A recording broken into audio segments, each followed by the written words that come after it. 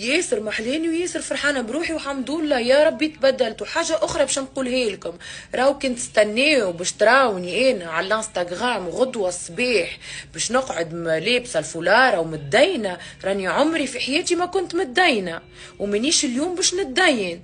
صحيح نستر روحي وبدلت من عيشتي وبدلت من مخ وبدلت من برشا حاجات، وواحد كي يتوب بشويه بشويه ستيب باي ستيب. مانيش انا راهو كنت هكا باش نولي هكا نتقلب وباش نولي سليت وعبيده ودين وندخل بعضي. لي لي لي لي الحمد لله بشويه بشويه. في العقل عمري 38 سنه مازال عندي حياتي الكل قدامي، ان شاء الله ربي يطولي فيها حياتي بيان سور، وان شاء الله ان شاء الله يسترني وان شاء الله يقويني وان شاء الله نوصل الحاجه هذيا بشويه بشويه. مانيش اوبليغاتوار راهو باش نمشي نلبس الفولاره.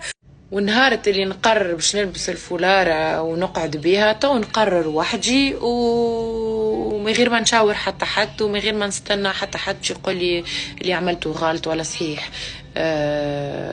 دونك فوالا باش نزيد نكمل نطول عليكم خاطر مخر على الاخر توا بريسك لي 6h30 دو ماتان.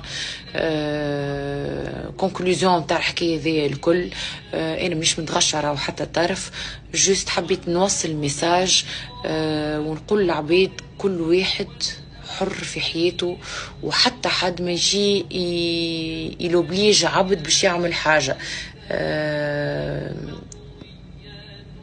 وربي هو اللي يعرف شنو باهي لينا وشنو الخايب لينا. و on a besoin de conseils de chez personne، خاطر قبل ما on conseille عبد لازمنا نشوفوا رواحنا احنا كيفاش.